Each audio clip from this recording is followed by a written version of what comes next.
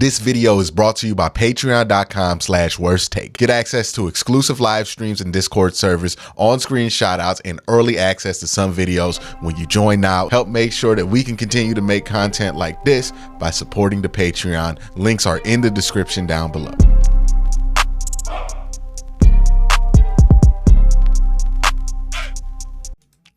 It's real easy to get carried away with your frustration and disappointment in a result and point it directly at one player and have that disappointment be so strong that you lose track of how important that player is to this team. I remember when the Cavs had a pretty fun season last year, but a disappointing playoff run. A lot of that anger on the disappointment for that playoff run got pointed squarely at Jared Allen. I did it. You did it. Everybody did it, right? We put it all on Jared Allen, and we spent all offseason talking about how Jared Allen's trash, how Jared Allen should be traded, how he's not big enough, how he doesn't help the team, how we've outgrown Jared Allen. Well, if you haven't been paying attention to the Cavs, Evan Mobley's out, Donovan Mitchell's been in and out of the lineup, Darius Garland's been out. The Cavs are still not just over 500, they won 80% of their games since then. And a big reason why is Jared Allen's playing incredible basketball right now. Imagine if we would have traded him because we were mad. I say this because I see this happening to a Cleveland Brown right now. It's happening to Greg Newsome right now. That's the guy who a lot of people have pointed their anger at, is Greg Newsome. And for some reasons, I understand. He did not have the best quote. He is definitely, I wouldn't say he's the loudest celebrator, but like he's the one that people notice the most for whatever reason. Like people just really single him out. And he had a bad game. And he didn't have the greatest post-game press conference quotes. And people are, for lack of a better term, on Greg Newsome's ass right now. Straight up. They're on his ass. They are mad at him. They're telling me, Quincy, we should trade this guy and he's not going to make the roster. Even reasonable people I trust and respect about the Browns, are saying some like stuff about Greg Newsome that I just don't quite understand. Well, I do understand, but I don't think it makes much sense once you step out of your rage about this game. Whenever you have a disappointing result in the postseason, one player gets a disproportionate amount of that blame. Honestly, whenever you have a disappointing result, one player gets a disproportionate amount of that rage, right? We blame Jadeveon Clowney for everything that happened in 2022. It turned out he still had some good years left in him, but the issues around him were more of the problem. I look at Greg Newsome, I'm like, he had a bad game, but I think other guys played awful around him. I don't think that the other corners played particularly well. I don't think that the safeties were playing well at all. The linebackers not named JOK didn't play well, and none of the edge rushers and the defensive tackles played well either. But yet all of the anger is kind of focused on Greg Newsome. And people are going to justify it with whatever reason they want to justify it with. And I always say this, bad habits always have great excuses. It doesn't really matter if you got an excuse for doing it or a reason for doing it. People are going to point the blame at Greg Newsome. But Greg Newsome's an important player. And I would like to remind Browns fans of other players who had bad post-game quotes, trade requests, bad moments, and we were just like, get rid of them. We did this with David Njoku, who we love now, and Grant Delpit. Greg Newsome's a very talented player. Greg Newsome's also the only way you could have a third corner of his caliber in the salary cap that you have. You're not going to trade Greg Newsome and upgrade that position. You're going to trade Greg Newsome, and you're going to get worse at that spot. Now, the trade-off has to be you get better at some other spot. But as far as nickel corner, third corner goes, you'll be worse. Greg Newsome is an excellent third corner. He got picked on. He had a bad day. But Greg Newsome's also made huge plays in some of the biggest Browns moments. Don't forget, he's the guy that got the pick six that was instrumental in the Browns winning their biggest game of the year at Baltimore. That was the game that actually made us start to believe that the Browns could do something in the postseason.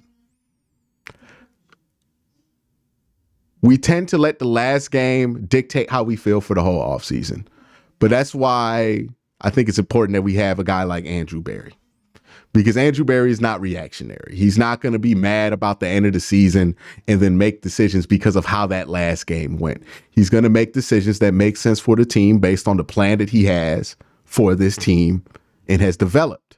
He's not going to be reactionary about it. And I see people who want to be reactionary.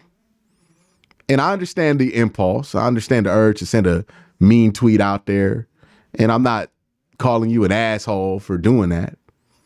But I would like to point out that we got to be careful with how far we take it.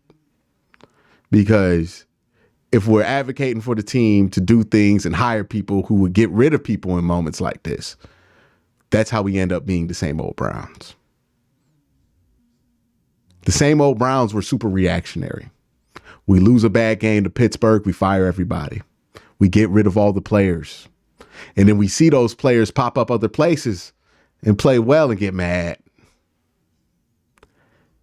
Part of being a good team, part of being a better organization is being able to let people grow from their worst moments. Let people grow from their worst games. JOK has had plenty of games worse than what Greg Newsome has played this year. He has had games where he was so unplayable, they had to take him off the field this year. Grant Delpit had games like that the year prior. If the Browns chose to give up on those guys because of those bad moments, they would not have those impact players. Somebody else would. So I understand the anger. I understand that somebody's got to be the brunt of it. And I guess Greg Newsome got the draw, right? Because Myles Garrett's too good. Too many people like Joe Flacco. And we know Kevin and AB ain't going anywhere. So it just fell on Greg Newsome. But again, same thing as Jared Allen, same thing as Grant Delpit, same thing as JOK, same thing as David Njoku. You can't let a bad game or even a bad season make you give up on a prospect that you truly believe in. You know what makes this Browns team different? Is that this is a team that did not give up on those players. That's why they were able to stay 11-6 despite 26% of the team's salary cap on IR. Which has never been done before, by the way. That's why they were able to do that. Most Browns teams don't have enough talent to withstand that kind of injury. This Browns team did. That being said, they have room to improve. JOK has room to improve. Greg Newsome has room to improve. But I think they're both talented players. And I'm going to bet on Greg Newsome learning from this experience. If he's not learning from it in the moment, sure. If the quotes might not reflect it today. But Greg Newsome is not going to just think about this game today. Greg Newsome is going to think about this game every day until the start of the next playoff game that he is in. I promise you, he has plenty of days, plenty of hours that we will never be privy to where he is going to reflect on that game and his role in it and understand where he needs to improve. I promise you that. That's not lost on him. And he will find it. And if he doesn't find it, the coaches will help him find it. But we shouldn't just give up on players after a bad game.